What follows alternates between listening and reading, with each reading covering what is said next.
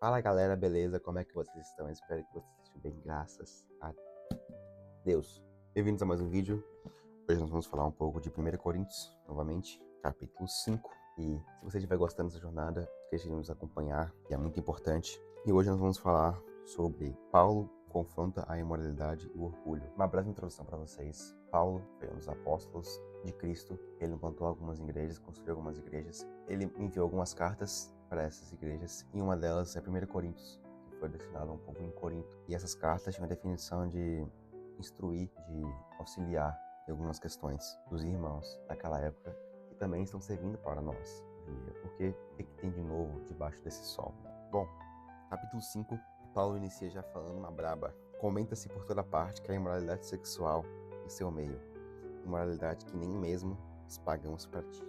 Tome de um homem entre vocês que mantém relações sexuais com a própria madrasta. Como pode se orgulhar disso? Deveriam lamentar-se e excluir sua comunhão o homem que cometeu tanta ofensa. Embora eu não esteja com vocês em pessoa, estou presente em espírito. E como eu estivesse aí, já condenei este homem, em nome de Jesus. Essa primeira parte aqui, Paulo, ele ficou sabendo que um certo homem estava cometendo imoralidade sexual, que é um dos pecados que Deus abomina, e que, mesmo ele não estando lá presencialmente, ele já em espírito condenou a prática daquele homem, porque isso não vem de nós cristãos que tem Jesus no coração, é uma nova pessoa, tem o Espírito de Deus em nós, somos templos do Espírito, sabe? Essas coisas podem até vir porque nós temos aí na nossa carne, mas a luta constante para diminuir a carne, crescer o Espírito é cada vez maior. Isso é o que nós esperamos fazer. Mas esse cara aqui acabou que escutou a voz da carne e atendeu a imoralidade sexual.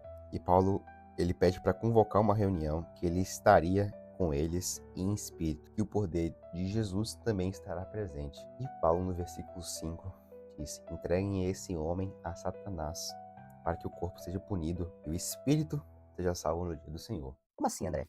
Como assim? Entrega a Satanás? Esse cara vai ser salvo, mesmo praticando a imoralidade sexual? Como assim? Meus irmãos, é o que a Bíblia fala. Tá aqui. O cara aceitou Jesus. Ele aceitou Jesus como seu Salvador. Mas ele provavelmente, antes de aceitar, ele já tinha esse pecado, essa prática de imoralidade sexual. E quando ele entregou a vida dele para Jesus, provavelmente ele não conseguiu muito bater de frente com o pecado, que não se deve fazer, a gente deve correr dele para não dar tentação para ele, porque ele vai ganhar da gente, ok? Isso é fato. Nós temos que correr dele. Se a gente for lutar, a gente vai sempre perder. Mas esse caso desse cara aqui, ele é uma exceção. Ele devia estar tão dentro desse pecado que Paulo recomendou que eles entregassem o homem para o diabo, para que o corpo dele seja punido, mas que o espírito seja salvo no dia do Senhor. E nada bom se orgulharem disso. Não percebe que esse pecado é como um pouco de fermento que leva a toda a massa? Livrem-se do fermento velho, para que sejam massa nova, sem fermento, que de fato são. Cristo, nosso Cordeiro Pascal, foi sacrificado. Paulo está falando que nós devemos eliminar esse pouquinho de fermento, essa analogia que ele está fazendo, um pouco de fermento na massa. Se você botar um pouco de fermento na massa, ela vai crescer por completo, por inteiro. Então ele está comparando esse cara com o pecado, o fermento e a massa inteira do pão, que é a igreja. Se você colocar um pouco desse fermento, ele pode espalhar. Então corta pela raiz para que não venha causar mais problemas. Não porque ele acaba merecendo isso, mas para poder cuidar do corpo de Cristo. Por isso, celebremos a festa não com um velho pão, fermentado com maldade e perversidade, mas com um novo pão da sinceridade e da verdade, sem nenhum fermento, sem nenhum pecado, sem nenhuma imoralidade sexual. Quando lhes escrevi antes, disse que não deviam se associar com pessoas que se entregam à imoralidade. Com isso, porém, não me referia a descrentes que vivem em imoralidade sexual, ou são avarentos, ou exploram os outros, ou adoram ídolos. Vocês teriam de sair desse mundo para evitar pessoas desse tipo. O que eu queria dizer era que vocês não devem se associar a alguém que afirma ser irmão, mas que vive em imoralidade sexual, ou é avarento, ou adora ídolo, ou insulta as pessoas, ou é bêbado, ou explora os outros. Nem ao menos como com ele assim.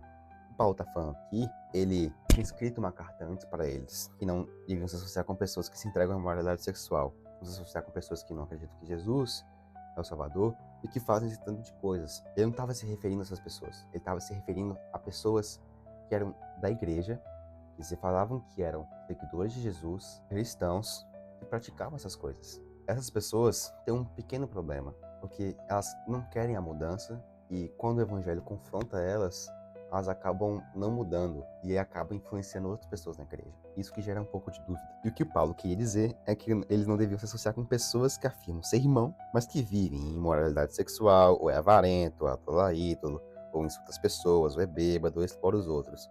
Nem ao menos comam com essa gente, Paulo diz. Não cabe a mim julgar os de fora, certamente cabe a vocês julgar os que estão de dentro. Como assim, André? No vídeo passado, Paulo falou que não era para julgar. É outro caso. Deus julgará os de fora, portanto, elimine o mal no meio de vocês. Paulo está orientando as pessoas de Corinto para analisar as pessoas que têm um coração verdadeiro. Pelo fruto você conhece a árvore. Então, provavelmente, tem algumas pessoas como esse cara aqui, Paulo deu exemplo, que já está enraizados no pecado, que não tem mais volta. Então, você elimina eles da sua comunidade. Mas se você vê que a pessoa tem um bom coração, que ela está querendo se livrar, mas ela não está conseguindo, ajude ela.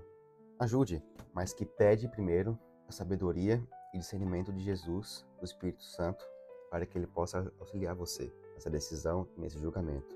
E nós também não devemos julgar sem conhecer a história da pessoa.